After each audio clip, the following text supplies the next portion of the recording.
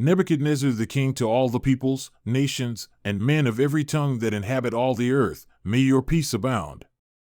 It has seemed good to me to declare the signs and wonders which the Most High God has done for me. How great are his signs, and how strong are his wonders! His kingdom is an everlasting kingdom, and his dominion is from generation to generation. I, Nebuchadnezzar, was at ease in my house and flourishing in my palace. I saw a dream, and it made me fearful, and these fantasies as I lay on my bed and the visions in my head kept alarming me. So I gave a decree to bring into my presence all the wise men of Babylon, that they might make known to me the interpretation of the dream. Then the magicians, the conjurers, the Chaldeans, and the diviners came in, and I said the dream to them, but they could not make its interpretation known to me. But at last Daniel came in before me, whose name is Belteshazzar according to the name of my God, and in whom is the spirit of the holy gods. And I said the dream to him, O Belteshazzar, chief of the magicians, since I know that a spirit of the holy gods is in you, and no mystery is difficult for you, say to me the visions of my dream which I have seen, along with its interpretation. Now these were the visions in my head as I lay on my bed. I was looking, and behold, there was a tree in the midst of the earth, and its height was great. The tree grew large and became strong, and its height reached to the sky, and it was visible to the end of the whole earth. Its foliage was beautiful and its fruit abundant, and in it was food for all. The beasts of the field found shade under it, and the birds of the sky inhabited its branches, and all flesh fed itself from it. I was looking in the visions in my head as I lay on my bed, and behold, a watcher, a holy one, descended from heaven. He called out loudly and said thus: Chop down the tree and cut off its branches, strip off its foliage and scatter its fruit.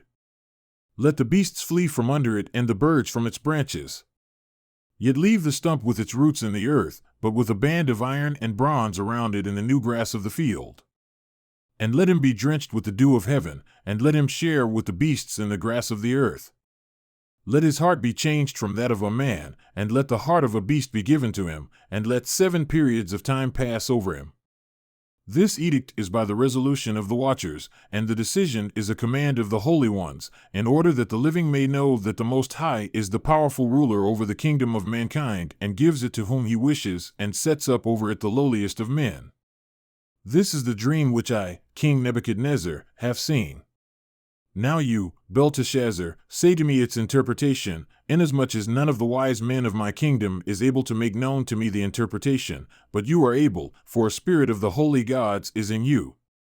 Then Daniel, whose name is Belteshazzar, was appalled for a while as his thoughts were alarming him. The king answered and said, Belteshazzar, do not let the dream or its interpretation alarm you. Belteshazzar answered and said, My lord, if only the dream applied to those who hate you and its interpretation to your adversaries. The tree that you saw, which became large and grew strong, whose height reached to the sky and was visible to all the earth, and whose foliage was beautiful and its fruit abundant, and in which was food for all, under which the beasts of the field inhabited, and in whose branches the birds of the sky dwelt, it is you, O king, for you have become great and grown strong. And your greatness has become even greater and reached to the sky, and your dominion to the end of the earth. But in that, the king saw a watcher, a holy one, descending from heaven and saying, Chop down the tree and destroy it, yet leave the stump with its roots in the earth, but with a band of iron and bronze around it in the new grass of the field, and let him be drenched with the dew of heaven, and let him share with the beasts of the field until 7 periods of time pass over him. This is the interpretation, O king, and this is the resolution of the Most High, which has reached my lord the king, that you be driven away from mankind, and your place of habitation be with the beasts of the field, and you be given grass to eat like cattle, and be drenched with the dew of heaven, and 7 periods of time will pass over you, until you know that the Most High is the powerful ruler over the kingdom of mankind, and gives it to whomever he wishes. And in that they said to leave the stump with the roots of the tree, your kingdom will endure for you after you know that it is heaven that rules with power.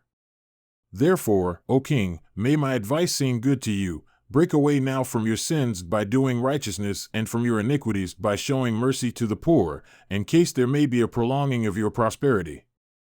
All this reached Nebuchadnezzar the king. At the end of 12 months he was walking on the roof of the royal palace of Babylon. The king answered and said, Is this not Babylon the Great, which I myself have built as a royal house by the strength of my power and for the glory of my majesty?